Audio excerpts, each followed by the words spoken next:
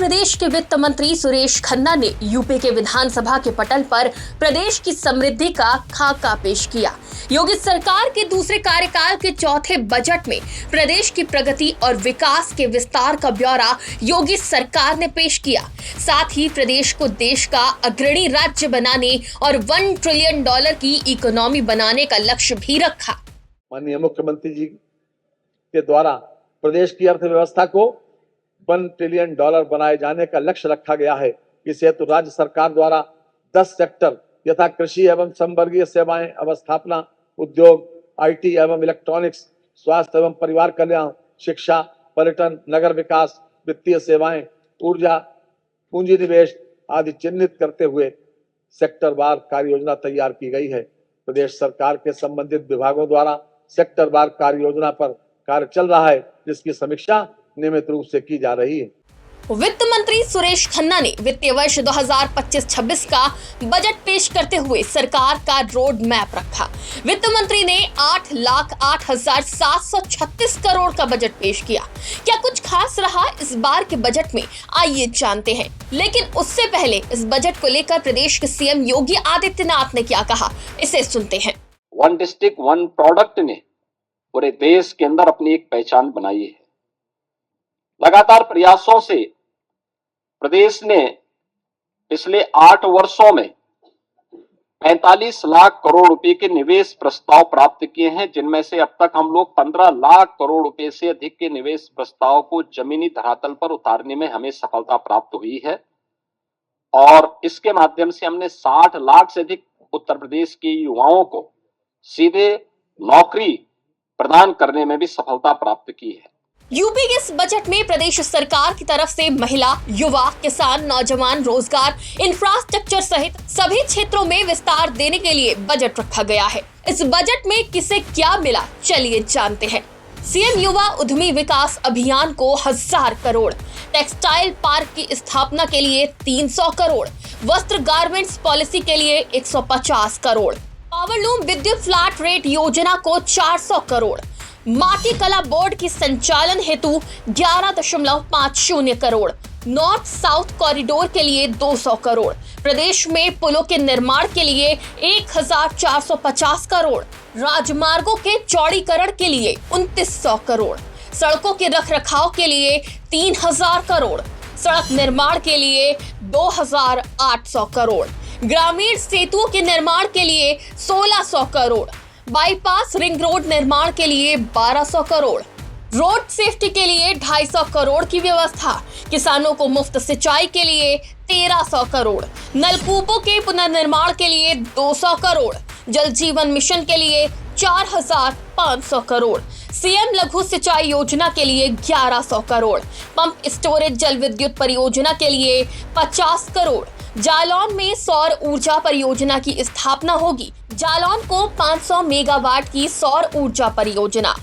योगी सरकार के इस बजट को लेकर बीजेपी नेताओं की तरफ से तारीफों के पुलिंदे बांधे गए, लेकिन विपक्ष की तरफ से इस बजट की जमकर आलोचना की गई। पक्ष तो जितना ज्यादा बड़ा बजट होगा उतना ही ज्यादा असंतुष्ट हो जाएगा।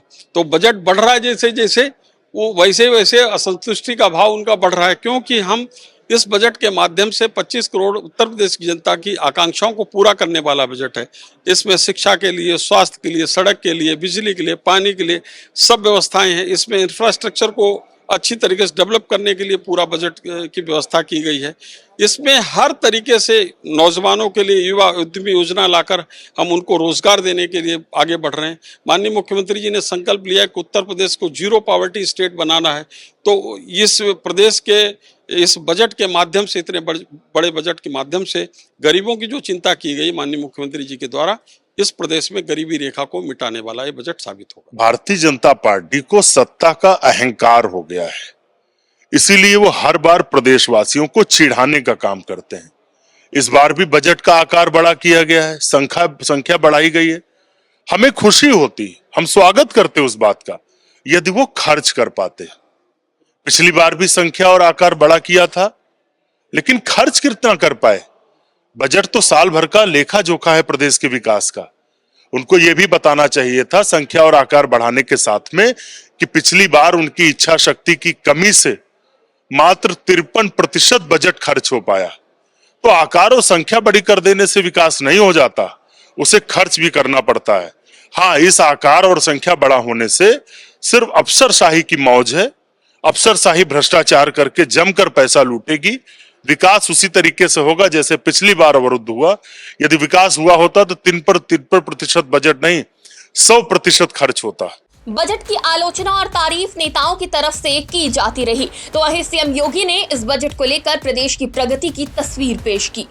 इस बार हमने बजट में 4 नए एक्सप्रेसवे की भी घोषणा की है, जिसमें आगरा लखनऊ एक्सप्रेसवे से गंगा एक्सप्रेसवे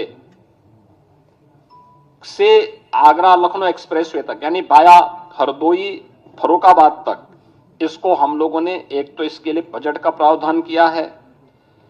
दूसरा, गंगा एक्सप्रेसवे को प्रयागराज से मिर्जापुर, वाराणसी, चंदौली और पूर्वांचल एक्सप्रेसवे के साथ जोड़ते हुए फिर पूर्वांचल एक्सप्रेसवे को इसी मार्ग से ले जाते हुए शक्तिनगर सोनभद्र तक जोड़ने के लिए भी एक घोषणा इसके साथ हम लोगों ने की है, जिसमें बिंद एक्सप्रेसवे के रूप में हम इसको जोड़ने जा रहे हैं।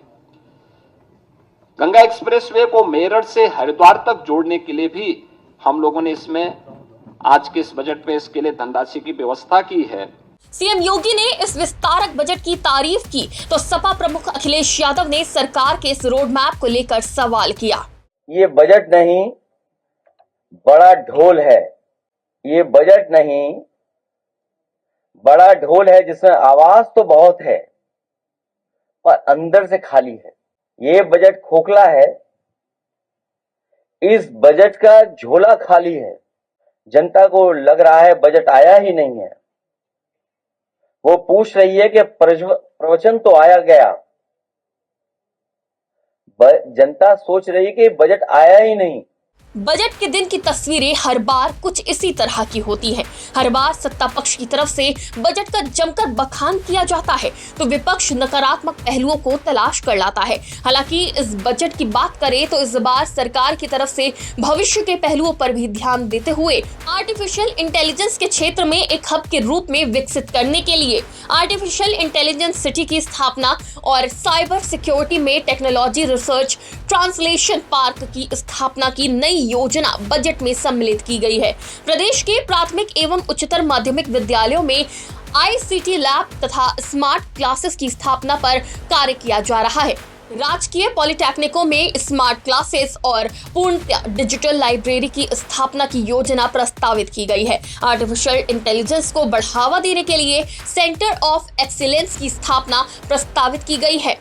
प्रदेश में साइंस सिटी, विज्ञान पार्कों और नक्षत्र शालाओं की स्थापना एवं नवीकरण की कार्य योजना बनाई जा रही है। नगर निगमों के अलावा प्रदेश के जनपद मुख्यालय के 58 नगर निकायों को आदर्श स्मार्ट नगर निकाय के रूप में विकसित किए जाने हेतु विभिन्न योजनाओं के कन्वर्जेंस के माध्यम से कार्य कराया जाएगा। डेस्क रिपोर्ट, आज की खबर।